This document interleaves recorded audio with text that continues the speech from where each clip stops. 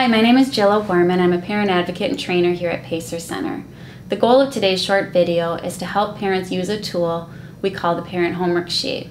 The Parent Homework Sheet was developed to help parents understand how the needs in the evaluation report connect to the goals and services in your child's IEP. You may want to download a copy of this handout before watching the rest of this video. This is how the top part of the Pacer's Parent Homework Sheet appears. The actual form has two columns, one for the needs and one for how these needs are addressed on the IEP.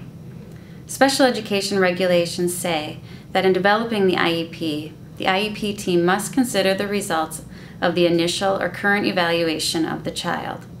This form incorporates the student's needs found on the evaluation report and the services found on the IEP.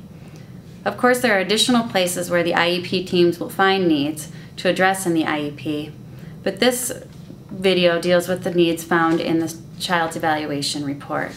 First, let's be clear by what we mean by needs and services and supports.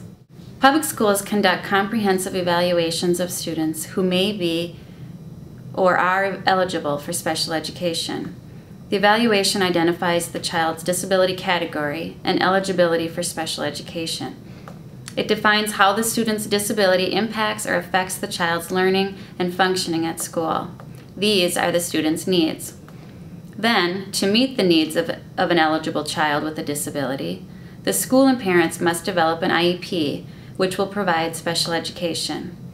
This means specially designed instruction.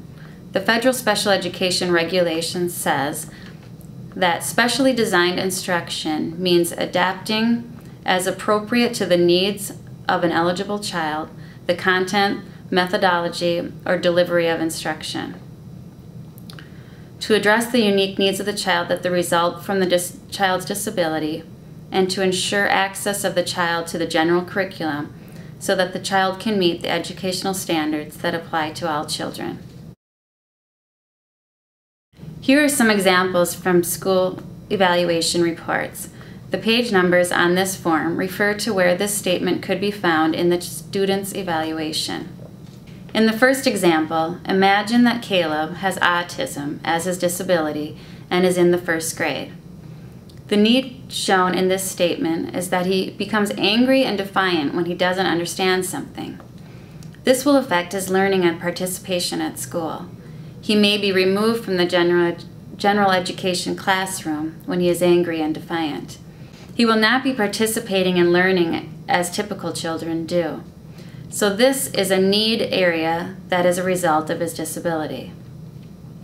Next, let's say that Sammy has a cognitive disability and is in the fourth grade. The need shown in this statement is that she can only follow one-step directions, so she is not able to follow 2 to 3-step directions as her grade level peers are able to follow. This will make participation in the general education classroom more difficult for Sammy.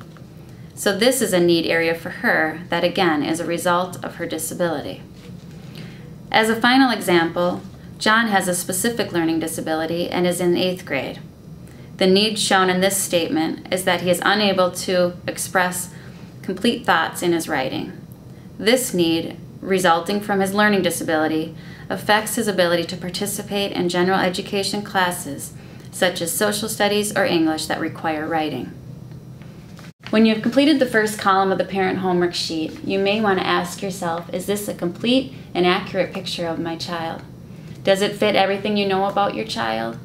If not, we recommend that you discuss this with your child's case manager because the needs found in the evaluation report is the foundation of the goals, objectives, and services that your child needs to make educational progress. Sections of the Minnesota State Recommended IEP form look similar to this slide. Your district's form may look a little different, but these same sections must be covered. These include supplementary aids and services in the first box and measurable annual goals in the second box. Using our examples, Caleb's IEP, second column, shows that under the supplementary aids and services, he will have the accommodation of school staff knowing to talk softly to him and give him a fidget ball. One way to meet a student's needs is to make sure that the school staff has the information and support they need to work with the student. He will also probably have a goal to help him express his frustration in a more appropriate way, as well as a goal to increase his understanding of receptive communication, what he hears, so that he does not become so frustrated. In this example, Sammy's IEP has the goal of increasing the number of directions that she can follow. She may also have support in the classroom to help her follow more complex directions until she has learned this skill. Finally, John's IEP also has a goal to address his special education need. It says that at the end of this IEP year, with special education instruction and assistive technology, John should be able to express complete thoughts in his writing 70% of the time. This will help him participate more effectively in the general education curriculum. In summary, through using this tool, parents can understand the identified needs of their child as defined by the school in the first column. In the second column, parents can see how the school is meeting those needs through the IEP.